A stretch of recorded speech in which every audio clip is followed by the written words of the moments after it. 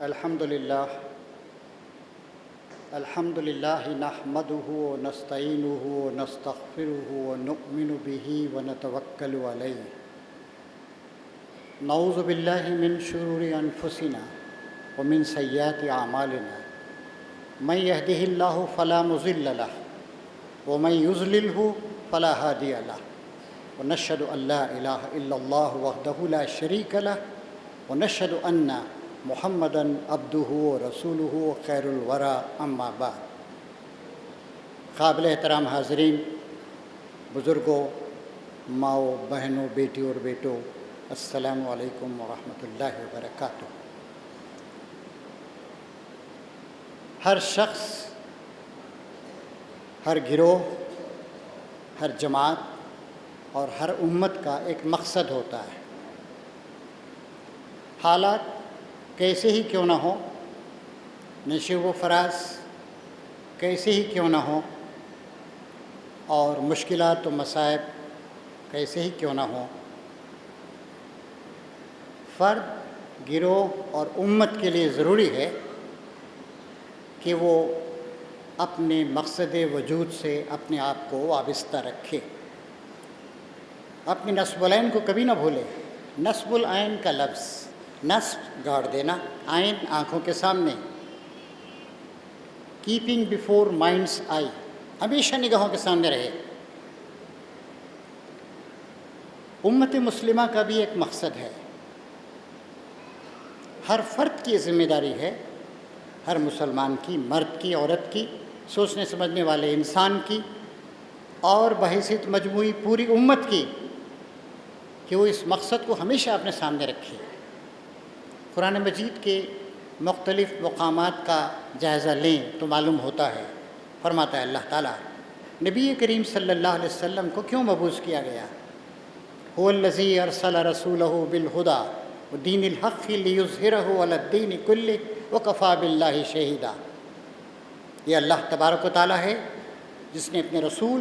محمد صلی اللہ علیہ وسلم کو ہدایت کے ساتھ بھیجا، سچے دین کے ساتھ بھیجا، تاکہ اس دین کو دنیا کے تمام دینوں پر غالب کر دیا جائے، چاہے یہ بات مشرکوں کو کتنی ہی ناگوار کیوں نہ گزرے، اور اللہ تعالیٰ اس بات کی گواہی دینے کے لیے کافی ہے۔ چنانچہ ہر نبی اسی مقصد کے تحت آیا، خصوصاً آج سے 1450 سال پہلے جو آخری معرکہ برپا ہوا تھا، جب اللہ کے سب سے بڑے عظیم ترین رسول تشریف لائے تھے، جن کا پیغام ساری انسانیت کے لیے ہے اور جن کا پیغام قیامت تک کے لیے ہے۔ انہوں نے 23 سال کی مختصر زندگی میں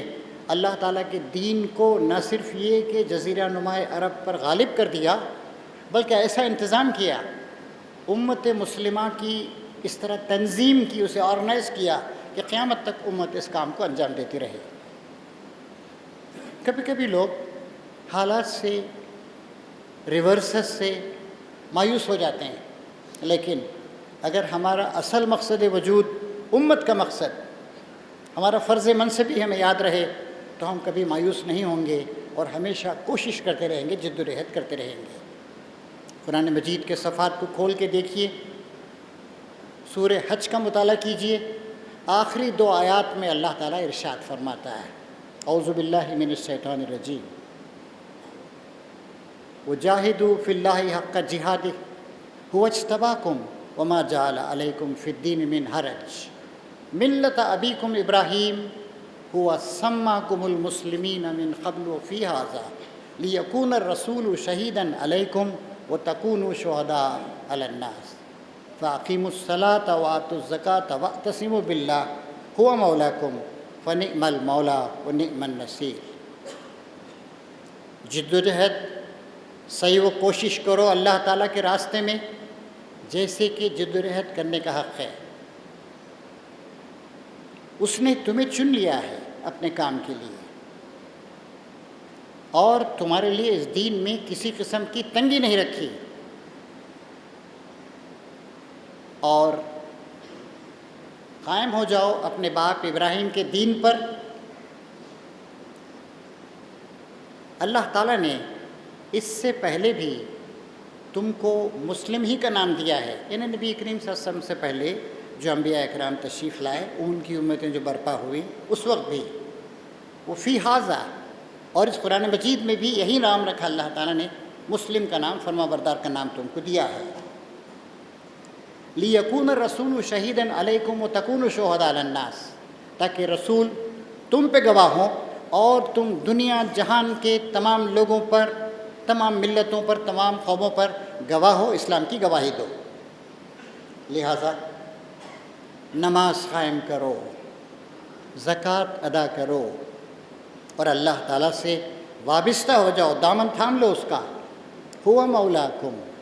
وہ ہے تمہارا مولا اور کارساز۔ فنعم المولا ونعم النصیر، بہترین مولا اور کارساز اور بہترین مددگار۔ اب آئیے ان آیات کی روشنی میں ہم اپنے مقصد وجود پہ غور کریں اور اس بات کا بھی جائزہ لیں کہ ہم کہاں تک اس مقصد کو اپنے سامنے رکھتے ہیں، کیونکہ جب کوئی قوم اور ملت اپنے مقصد وجود سے ناآشنا ہو جاتی ہے، یا اس پر اس کی پکڑ اور گرفت کمزور ہو جاتی ہے، یا اسے بھول جاتی ہے، یا اس میں کسی قسم کی کوئی کمی بیشی کرتی ہے، تو پھر وہ اس منصب سے ہٹا دی جاتی ہے۔ یاد رکھنے کی بات یہ ہے کہ نبی کریم صلی اللہ علیہ وسلم کی قیادت میں جس امت مسلمہ کو بنایا گیا، برپا کیا گیا، اس سے پہلے بنی اسرائیل جو انبیاء کرام کی اولاد میں سے تھے، ان کو اس عظیم منصب کی ذمہ داری دی گئی تھی۔ ان کی طویل تاریخ میں جو تقریباً 2500 سال پہ پھیلی ہوئی ہے، کبھی انہوں نے اس کا حق ادا کیا اور اللہ تعالیٰ کی نعمتوں سے، اس کی مدد اور اعانت سے استفادہ کیا، اور کبھی اس کو بھلا دیا، سزائیں بھی دی گئیں ان کو۔ تو فرمایا جا رہا ہے یہاں پر وَجَاهِدُوا فِي اللَّهِ حَقَّ جِهَادِهِ، جہاد کے معنی قتال کے نہیں، جنگ کے نہیں ہیں۔ جنگ کے لیے بھی کہیں کہیں اس کا اطلاق ہوتا ہے۔ جہاد کے اصل معنی ہیں جد و جہد، سعی و کوشش، انتہائی کوشش۔ پھر کہا گیا اللہ تعالیٰ کی راہ میں، اللہ کے لیے، اللہ کی رضا و خوشنودی کے لیے، اللہ کی راہ میں، اللہ کے احکام کے مطابق، اللہ کے احکام کی روشنی میں، اپنے لیے نہیں۔ مسلمان کسی قوم کا نام نہیں، کوئی لسانی قوم ہو، کوئی ایتھنک گروپ ہو، کوئی تاریخی قوم ہو، نہیں۔ یہ جو بھی ان باتوں کو مان لے گا، اللہ تعالیٰ کو مان لے، اللہ کی کتابوں کو مان لے، اللہ کے رسولوں کو مان لے، آخرت کو مان لے، ظاہر ہے مسلمان ہو جائے گا، کوئی بھی ہو، رنگ و روپ اس کا کچھ بھی ہو، کسی نسل سے اس کا تعلق ہو۔ ایک عقیدہ ہے اور اس عقیدے کے مطابق عمل ہے، یہی دو چیزیں ہیں جو انسان کو ایک مومن بناتی۔ تو فرمایا جا رہا ہے کہ اے امت مسلمہ،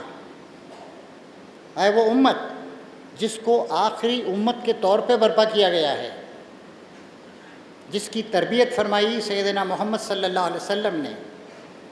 تم سب کے سب اللہ کی راہ میں جہاد کرو، جدوجہد کرو، کوشش کرو۔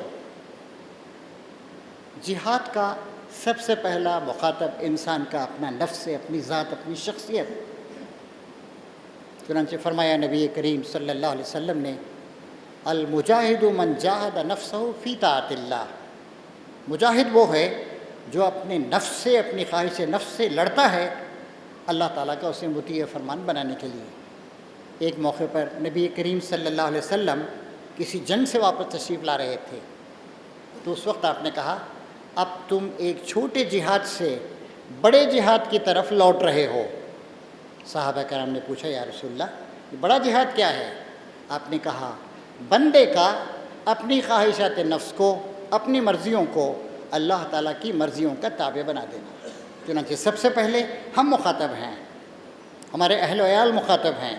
ہمارا خاندان مخاطب ہے، ہمارے دوست احباب مخاطب ہیں، ہماری زندگی کے مختلف پہلو ہیں، ہمارے عقائد، ہماری عبادات، ہمارا اخلاق، ہمارے معاملات، جس میں ہمارا لین دین، ہماری خاندانی زندگی، ہماری اجتماعی زندگی، ہماری تجارت، ہماری ملازمت، ہمارا کسی کی اطاعت کرنا، اور اپنے جو زیر دست لوگ ہیں جو ہمارے تحت ہیں ان کو حکم دینا، سیاست، تہذیب و تمدن کی کو پروان چڑھانا، ساری کی ساری چیزیں، یہ ساری کی ساری چیزیں اس کے تحت آتی ہیں، اس جہاد کے تحت جد و جہد کرنا، کوشش کرنا۔ پھر دیکھیں جب مجاہدہ کے لفظ ہم بولتے ہیں تو مطلب یہ ہے کہ کوئی مزاحمت کرنے والی قوت، کوئی ریزسٹنس پاور ہے۔ اب جانتے ہیں دنیا میں مختلف نظریات، فلسفے پائے جاتے ہیں، مختلف مذاہب پائے جاتے ہیں، اور ان الدین عند اللہ الاسلام، اللہ تعالیٰ کے نزدیک سچا دین صرف اسلام۔ جو بھی اس کے خلاف کوئی چیز ہوگی، جو بھی ریزسٹ کرے گا، مزاحمت کرے گا، ظاہر ہے کہ وہ کفر ہوگا۔ تو الحاد اور شرک کی قوتوں کے خلاف جد و جہد کرنا، یہ بھی مجاہدے کے مفہوم میں شامل۔ تو امت مسلمہ کے ایک ایک فرد کی یہ ذمہ داری ہے، ایک ایک خاندان کی یہ ذمہ داری ہے، اور پوری امت مسلمہ، دنیا میں اس وقت تقریباً 200 ممالک ہیں، 57 آزاد مسلم ممالک ہیں، کہیں نیم آزاد ہیں مسلمان، کہیں کسی تکثیری معاشرے میں، کمپوزٹ معاشرے میں رہ رہے ہیں۔ جہاں بھی وہ رہ رہے ہوں، اپنے حالات کے لحاظ سے ان کو اس بات کی کوشش کرنی ہے کہ وہ اسلام پہ چلیں اور اسلام کی تبلیغ و اشاعت کریں اور اسلام کو دنیا میں غالب کرنے، نافذ کرنے کی کوشش کریں۔ تو یہاں پر فرمایا گیا کہ تمہارا کام دنیا میں اللہ تعالیٰ کا کلمہ بلند کرنا ہے۔ اس کا پہلا جز یہ ہے کہ ہم خود اپنے آپ پر اسلام کو نافذ کریں۔ پھر فرمایا گیا کہ پوری کی پوری دنیا تمہارا میدان ہے، اپنے دل سے، اپنے دماغ سے، اپنے جسم سے، اپنے مال سے، جو کچھ ریسورسز اللہ تعالیٰ نے تم کو دے رکھے ہیں، چاہے تم کسی مسلم ملک میں رہ رہے ہو، کسی غیر مسلم ملک میں رہ رہے ہو، تمہیں اس کے لیے جدوجہد کرنی۔ پھر فرمایا گیا هو اجتباکم، اس نے تمہیں چن لیا ہے۔ کتنا بڑا اعزاز ہے، اللہ تبارک و تعالیٰ نے امت مسلمہ کو قیامت تک کے لیے چن لیا ہے۔ فرمایا نبی کریم صلی اللہ علیہ وسلم نے میرے بعد کوئی نبی نہیں آئے گا، قرآن مجید کے بعد کوئی کلام نازل نہیں ہوگا، کوئی نئی امت برپا نہیں کی جائے گی، قیامت تک یہی امت ہے۔ اور نبی کریم صلی اللہ علیہ وسلم کی جو ذمہ داری تھی انفرادی طور پر، اب وہ اجتماعی طور پر کلیکٹیولی پوری کی پوری امت کو دے دی گئی ہے۔ امت کے تمام افراد، علماء ہوں یا غیر علماء، پڑھے لکھے لوگ ہیں یا غیر پڑھے لکھے لوگ، صاحب صلاحیت لوگ ہوں یا کم صلاحیت کے لوگ ہوں، دولت مند لوگ ہوں یا غریب لوگ ہوں، مرد ہو عورتیں ہوں، سب کی یہ ذمہ داری ہے کہ وہ نبی کریم صلی اللہ علیہ وسلم کے ورثے میں جو کچھ ملا ہے، جو عطیہ ملا ہے، دین پہ چلنا، دین کو چلانا، اس کے لیے وہ کوشش کریں، جدوجہد کرتے رہیں۔ هو اجتباکم، اس کام کے لیے اللہ تعالیٰ نے چن لیا ہے۔ وما جعل علیکم فی الدین من حرج، اور اللہ تعالیٰ نے اس دین میں کسی قسم کی کوئی تنگی نہیں رکھی۔ تنگیاں دو طرح کی ہو سکتی ہیں، ایک تنگی فکر و خیال کی ہو سکتی ہے، اور فکر و خیال کو کچھ اس طریقے سے آدمی کے باندھ دیا جائے کہ وہ سوچ نہیں سکے، غور و فکر نہیں کر سکے، علمی ترقی نہیں کر سکے، سائنس کے میدان میں ترقی نہیں کر سکے۔ ایسا کوئی حرج، ایسی کوئی تنگی اسلام میں نہیں ہے۔ دوسری، کچھ ایسی تنگیاں ہو سکتی ہیں، ایسے پابندیاں ہو سکتی ہیں جس کی وجہ سے انسان کا معاشرہ، اس کی سوسائٹی ترقی نہیں کرے۔ کچھ ایسی مشکلات، ایسے مشکل اصول جو انسان کی فطرت کے خلاف ہوں، جس سے تہذیب و تمدن کا ارتقاء رک جائے۔ نہ فکری لحاظ سے کسی قسم کی غیر ضروری پابندیاں اس امت پر عائد کی گئی ہیں، اور نہ عملی لحاظ سے کچھ دشواریاں اس امت کی راہوں میں ڈالی گئی۔ اسی کو نبی کریم صلی اللہ علیہ وسلم نے، اسی کو اللہ تعالیٰ نے قرآن مجید میں ارشاد فرمایا ہے۔ اس نبی کا منصب کیا ہے، مقصد کیا ہے، آبجیکٹیو کیا ہے؟ فرمایا گیا یہ رسول ان لوگوں کو، مومنوں کو جانی پہچانی نیکیوں معروف کا حکم دیتا ہے، ان باتوں سے منع کرتا ہے، جو ان برائیوں سے روکتا ہے جن سے انسانی فطرت انکار کرتی ہے، وہ چیزیں حلال کرتا ہے جو چیزیں پاکیزہ ہیں، وہ چیزیں حرام قرار دیتا ہے جو چیزیں ناپاک ہیں، گندی ہیں، انسان کے لیے نقصان دہ ہیں، انسان کی فطرت کے خلاف ہیں۔ پھر یہ کہ اور ان پر سے امت مسلمہ کے لوگوں پر سے وہ بھاری بوجھ اتارتا ہے جو ان پر لدے ہوئے ہیں، اور جن زنجیروں میں وہ بندھے ہوئے ہیں، رسم و رواج کی زنجیروں میں، غلط خیالات کی زنجیروں میں، معاشرے کو آگے بڑھنے سے روکنے کی زنجیروں میں، ان زنجیروں کو یہ کھولتا ہے جن میں لوگ جکڑے ہوئے ہیں۔ دیگر مذاہب کا اسلام سے آپ موازنہ کر کے دیکھیں تو معلوم ہوگا کہ طرح طرح کی غیر ضروری پابندیاں ہیں۔ اب دیکھیے حلال و حرام ہی کو لیجیے، فرمایا نبی کریم صلی اللہ علیہ وسلم نے، اور فقہاء نے اس کی تشریح کی ہے، تمام چیزیں حلال ہیں سوائے چند چیزوں کے جن کو بتا دیا گیا ہے۔ یعنی اصول یہ ہے شریعت اسلامی کا، فقہ اسلامی کا، کہ تمام چیزیں جائز ہیں سوائے ان چیزوں کے جن سے منع کر دیا گیا جو نقصان دہ تمہارے لیے۔ اور اللہ تعالیٰ نے حلال چیزوں کو،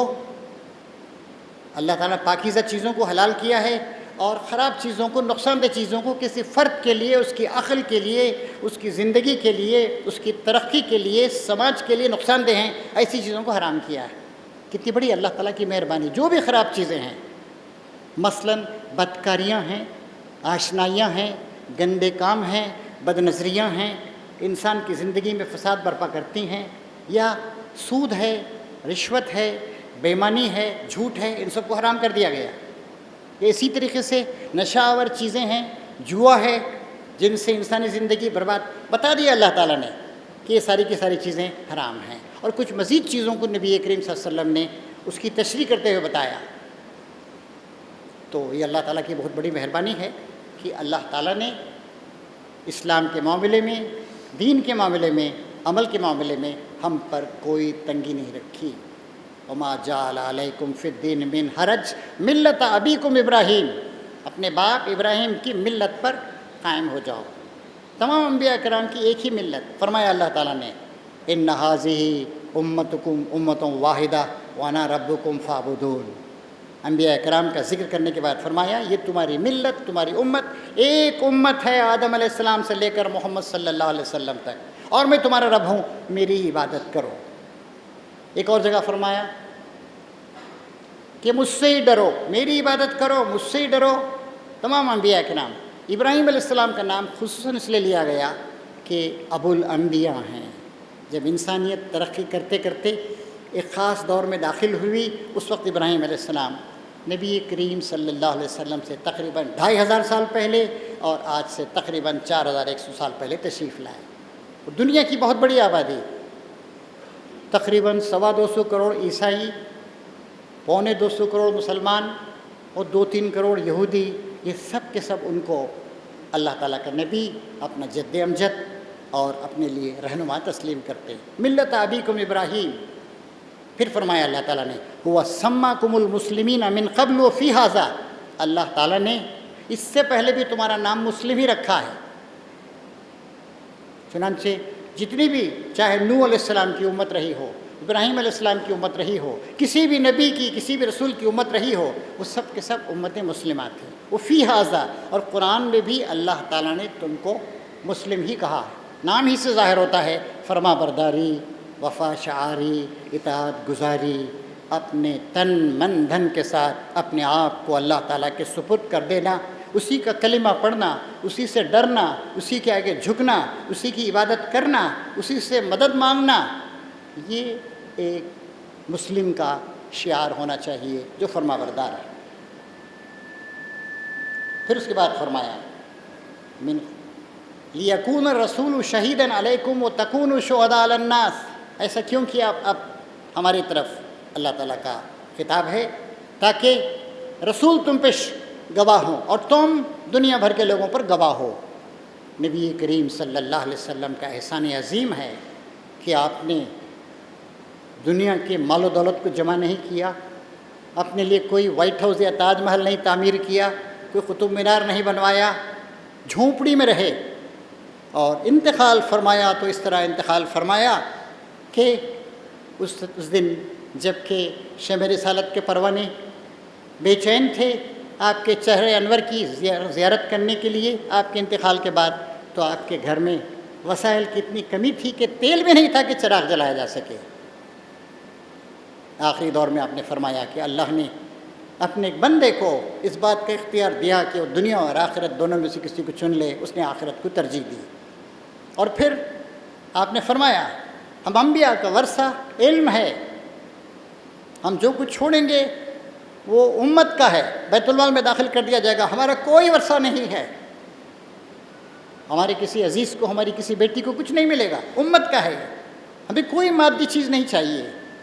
علم، اخلاق، جذبہ، ایمان، یہ تھا امت نبی کریم صلی اللہ علیہ وسلم کی میراث جو چھوڑ کر گئے۔ تو یہاں پر ارشاد فرمایا گیا کہ وَتَكُونُوا شُهَدَاءَ عَلَى النَّاسِ، ابھی جو ورثہ دیا گیا دین کا، ایمان کا، اسلام کا، عبادات کا، اخلاق کا، ہدایات کا، اب تمہاری یہ ذمہ داری ہے کہ تم دنیا جہان کے لوگوں پر گواہی دو، تمہارے عقائد، تمہارے اعمال،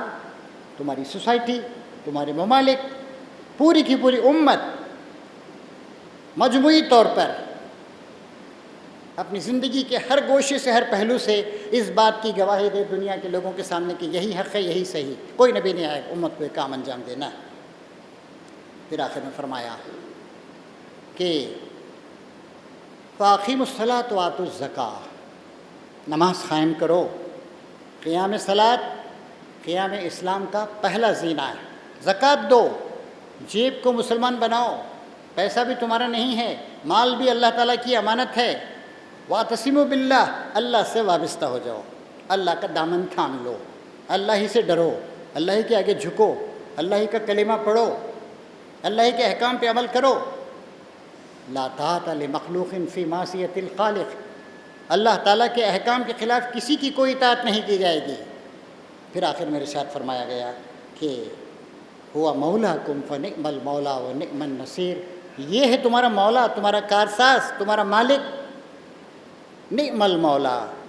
بہترین مولا، بہترین کارساز، اس سے زیادہ کوئی اور بہتر مولا ہو سکتا ہے؟ وہ نعم النصیر، اور بہترین مددگار۔ من کان للہ کان اللہ لہ، جو اللہ تعالیٰ کا ہو گیا اللہ تعالیٰ اس کا ہو گیا۔ تو حالات کے نشیب و فراز میں، مشکلات اور مصائب کے ہجوم میں، صبح و شام، دن رات، ہر موسم میں، ہر ملک میں، ہر مقام پر امت مسلمہ کے ایک ایک فرد کی انفرادی لحاظ سے اور پوری امت کی اجتماعی لحاظ سے یہ ذمہ داری ہے کہ وہ اس فریضے کو انجام دے، اور اس کے لیے آغاز ہوتا ہے نماز سے اور زکوٰۃ سے۔ نماز روزانہ 5 بار انسان کو یاد دلاتی ہے کہ وہ خدا کا بندہ ہے، اس کے علاوہ کسی کا بندہ نہیں۔ پھر مال وہ جو کماتا ہے، مال جس کو قیام حیات کا ذریعہ بنایا گیا ہے، مال جس کو جمع کرتا ہے، انویسٹ کرتا ہے، بڑھانے کی کوشش کرتا ہے، پریزر کرتا ہے اور روکنے کی کوشش کرتا ہے، یہ بھی اللہ تعالیٰ کا ہے۔ تو محترم بزرگوں اور دوستوں، ماں اور بہنوں، اس بات کو ہمیں ہر وقت یاد رکھنا ہے، اور اگر یہ بات یاد نہیں رہی، جیسے اقبال نے کہا تھا، نماز و روزہ و قربانی و حج یہ سب باقی ہیں، تو باقی نہیں ہے۔ اگر بغیر سمجھے نماز پڑھی جائے، کچھ ایسی اعمال انجام دے دیے جائیں اور روح نہ ہو، اسلامی روح نہ ہو، ایمانی روح نہ ہو، اور اس مقصد کے لیے ہم کام نہ کریں کہ ہم تو جیتے ہیں کہ دنیا میں تیرا نام رہے، تیرا کلمہ بلند ہو، یہ بات ہم میں سے ہر شخص کو اپنے سامنے رکھنی چاہیے۔ اللہ تعالیٰ سے دعا ہے کہ ہم میں سے ہر فرد کو، ہر مرد عورت کو اور پوری امت کو، یہ دنیا کے جس ملک میں بھی ہم